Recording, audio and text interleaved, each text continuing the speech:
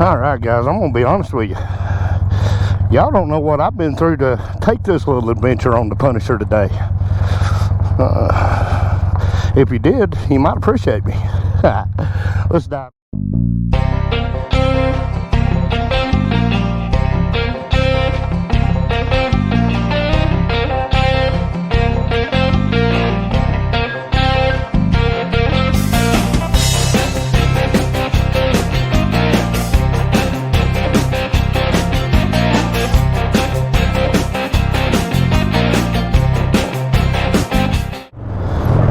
Alright guys, welcome back to this episode of Rolling with T-Bone, as we are going to take a short adventure on the Punisher.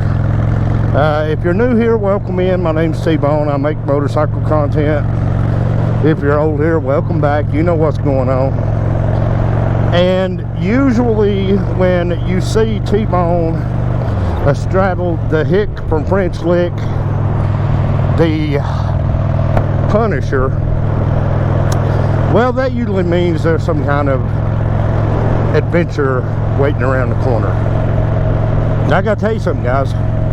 It was a little bit of work to get to this adventure. I'm not gonna lie to you, I had to boost this bike off, which I really don't understand that, and the reason why is this bike's battery is only about 3 months old. I changed this battery out just literally in the middle of the winter because I was having an issue with it. And the biggest issue that I have with this bike is that it just doesn't get as ridden as much as you know, the Blue Moon or Big Papa. So I really don't understand that, but it is what it is. This is one of those crazy bikes that if you do not have a battery that's at 100%, this bike will not fire. It'll turn over a few revolutions and then it'll just suck the whole battery down. As long as your battery's at full charge, you have no issues with this bike cranking whatsoever.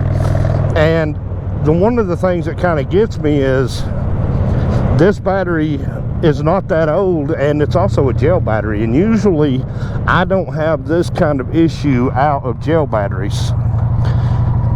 So it's kind of a head scratcher for me because I really don't understand why it's at this point, or how come it's doing what it's doing, or isn't doing what it shouldn't be doing. But nonetheless, I finally got it boosted off. I put it on my trickle charger, and the trickle charger would bring the battery up to full, but the bike wouldn't roll over enough revolutions to crank. So finally I just broke out the handy dandy booster cables and I just boosted it and said pee on it. Because as you can see, I don't know if you can tell in the sky on this camera or not, the biggest adventure today just might be trying not to get wet. And I'm riding dumbly toward a huge, massive black cloud.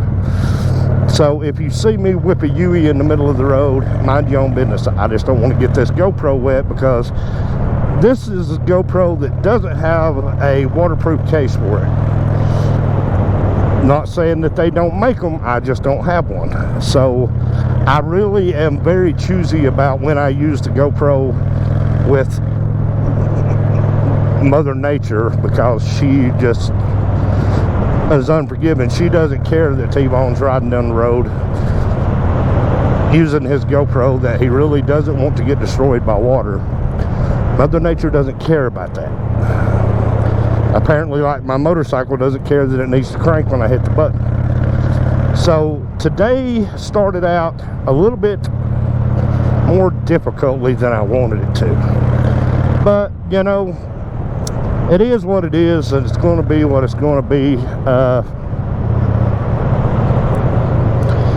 I'll tell you something, guys. I wanted to shoot this video for a purpose today. It wasn't, of course it's an adventure, but I think a couple of people have got the wrong idea about what I say when I'm on the Punisher here.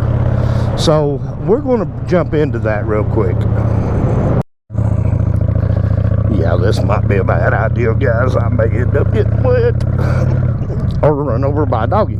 Hey, doggy. Hey, buddy. Oh, he's a good doggy. He just wanted to see what the motorcycle was. He lives on a gravel road, so he's not used to seeing big ugly guys on street bikes. But nonetheless, he just saw one, and he reacted pretty good. He just kind of came to the edge of his driveway there and stopped and looked and tilted his head like, wow, what is that? Now, guys, I've been watching and listening and reading. I have never condoned jumping on your street bike and taking it on the gravel. As a matter of fact, in every one of these videos I've ever made, I've always put a disclaimer in it saying, don't take your street bike on the gravel unless you're comfortable doing so. But some people, and it's not that it was really bad, or not that, you know, they just kind of didn't understand what I was saying. So to clarify all that, what I'm saying is this: every motorcycle, whether it be a dirt bike, a street bike, an ADV bike, a 50cc scooter, every bike is an adventure bike. Now, if you're on a street bike, of course you're on the street, you're taking adventures, you're going to different towns, you're taking 2-lane back roads, getting lost, and I love to do that. As a matter of fact, yesterday, I didn't have on no recording equipment. No, I lied to you. I did record yesterday, didn't I? Anyway, yesterday I was on the V-Rod, and I just wanted to go ride. I just wanted to not have any content to shoot. I just wanted to hit some 2-lane back roads. And so I went and I rode Pleasant Hill around to Wolf Creek, back down 60, rode through Wolf Creek, had a great ride, slow ride, beautiful country over there in Wolf Creek. You know, small roads, there's some farms and horses and all the stuff that makes riding on those roads spectacular. Gravel roads. Now listen, guys, here's where I have to differentiate between what I'm doing and what people perceive that I'm doing. I had mentioned, and it was probably the last video I shot on this bike, where I went up the little gravel road and I was talking about people taking and chopping Sportsters, or not really chopping them, but just adding a bunch of aftermarket parts on them to make them off-road ADV bikes. Again, I have no issue with people doing that. I think that's very cool. I like watching the builds. On YouTube, you've got Adam Sandoval, you got the Shade Tree Surgeon. You know, like I said, I went through the list. They're getting ready to go on this really cool adventure where they're going to take their ADV bikes on trails and kind of do like an off-road tour on their bikes, which is cool. They built these Sportsters to be specific. Now, what they're riding is going to be a lot like what I ride, gravel roads. I'm sure there'll be some tight trails that's specific for motorcycles on their adventure, but hey buddy, I am not saying that what they done isn't cool or what they're doing isn't the right way to do it. Because when you look at what they're doing and you look at what I'm doing, I'm out here on these roads, street bike with slight forward controls, you know, street tread, no special off-road tread. And I'm used to riding like that. I'm used to hitting gravel roads and riding on street bikes. Y'all heard that story. I don't need to repeat that. If you didn't hear it, if you're new here, trail back down on YouTube, my YouTube channel or my Facebook channel, and you'll find some episodes called Off-Rolling with T-Bone. I've done several episodes in the series because I love the mountains. I love being on dirt roads, and I love being on motorcycle in the mountains. But I don't have a ADV bike specifically for off-roading in the mountains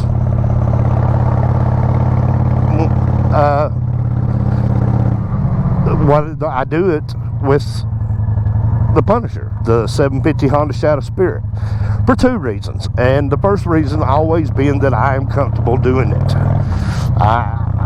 This is not nothing strange to me. This is not nothing that I'm not used to doing.